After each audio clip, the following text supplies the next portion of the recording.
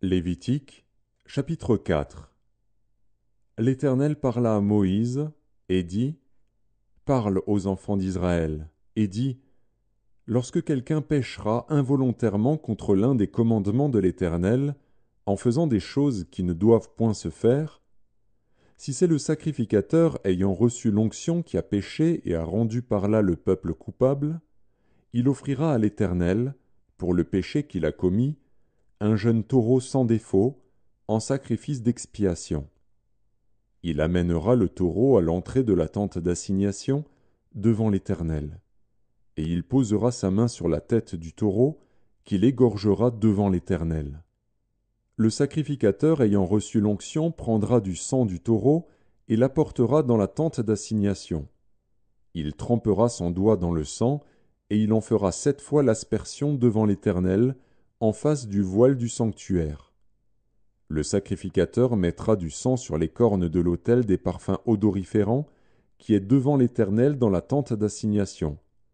Et il répandra tout le sang du taureau au pied de l'autel des holocaustes, qui est à l'entrée de la tente d'assignation. Il enlèvera toute la graisse du taureau expiatoire, la graisse qui couvre les entrailles et toute celle qui est attachée, les 2 rognons, et la graisse qui les entoure, qui couvre les flancs, et le grand lobe du foie, qu'il détachera près des rognons. Le sacrificateur enlèvera ces parties comme on les enlève du taureau dans le sacrifice d'action de grâce, et il les brûlera sur l'autel des holocaustes. Mais la peau du taureau, toute sa chair, avec sa tête, ses jambes, ses entrailles et ses excréments, le taureau entier, il l'emportera hors du camp, dans un lieu pur, où l'on jette les cendres, et il le brûlera au feu sur du bois. C'est sur le tas de cendres qu'il sera brûlé. Si c'est toute l'assemblée d'Israël qui a péché involontairement et sans s'en apercevoir, en faisant contre l'un des commandements de l'Éternel des choses qui ne doivent point se faire, et en se rendant ainsi coupable, et que le péché qu'on a commis vienne à être découvert, l'assemblée offrira un jeune taureau en sacrifice d'expiation, et on l'amènera devant la tente d'assignation. Les anciens d'Israël poseront leurs mains sur la tête du taureau devant l'Éternel, et on égorgera le taureau devant l'Éternel. Le sacrificateur ayant reçu l'onction apportera du sang du taureau dans la tente d'assignation. Il trempera son doigt dans le sang, et il en fera 7 fois l'aspersion devant l'Éternel, en face du voile. Il mettra du sang sur les cornes de l'autel qui est devant l'Éternel dans la tente d'assignation. Et il répandra tout le sang au pied de l'autel des holocaustes, qui est à l'entrée de la tente d'assignation. Il enlèvera toute la graisse du taureau, et il la brûlera sur l'autel. Il fera de ce taureau comme du taureau expiatoire. Il fera de même. C'est ainsi que le sacrificateur fera pour eux l'expiation, et il leur sera pardonné. Il emportera le taureau hors du camp, et il le brûlera comme le premier taureau. C'est un sacrifice d'expiation pour l'assemblée. Si c'est un chef qui a péché, en faisant involontairement contre l'un des commandements de l'Éternel, son Dieu, des choses qui ne doivent point se faire et en se rendant ainsi coupable, et qu'il vienne à découvrir le péché qu'il a commis, il offrira en sacrifice un bouc mâle sans défaut. Il posera sa main sur la tête du bouc, qu'il égorgera dans le lieu où l'on égorge les holocaustes devant l'Éternel. C'est un sacrifice d'expiation. Le sacrificateur prendra avec son doigt du sang de la victime expiatoire, il en mettra sur les cornes de l'autel des holocaustes, et il répandra le sang au pied de l'autel des holocaustes.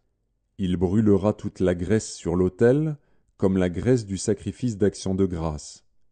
C'est ainsi que le sacrificateur fera pour ce chef l'expiation de son péché, et il lui sera pardonné. Si c'est quelqu'un du peuple qui a péché involontairement, en faisant contre l'un des commandements de l'Éternel des choses qui ne doivent point se faire et en se rendant ainsi coupable, et qu'il vienne à découvrir le péché qu'il a commis, il offrira en sacrifice une chèvre, une femelle sans défaut, pour le péché qu'il a commis. Il posera sa main sur la tête de la victime expiatoire, qu'il égorgera dans le lieu où l'on égorge les holocaustes. Le sacrificateur prendra avec son doigt du sang de la victime, il en mettra sur les cornes de l'autel des holocaustes, et il répandra tout le sang au pied de l'autel. Le sacrificateur ôtera toute la graisse, comme on ôte la graisse du sacrifice d'action de grâce, et il la brûlera sur l'autel, et elle sera d'une agréable odeur à l'Éternel.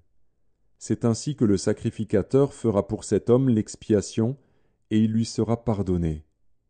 S'il offre un agneau en sacrifice d'expiation, il offrira une femelle sans défaut. Il posera sa main sur la tête de la victime, qu'il égorgera en sacrifice d'expiation dans le lieu où l'on égorge les holocaustes.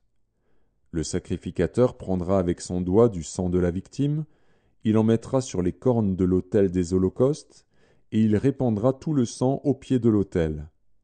Le sacrificateur ôtera toute la graisse, comme on ôte la graisse de l'agneau dans le sacrifice d'action de grâce, et il la brûlera sur l'autel, comme un sacrifice consumé par le feu devant l'Éternel. C'est ainsi que le sacrificateur fera pour cet homme l'expiation du péché qu'il a commis, et il lui sera pardonné.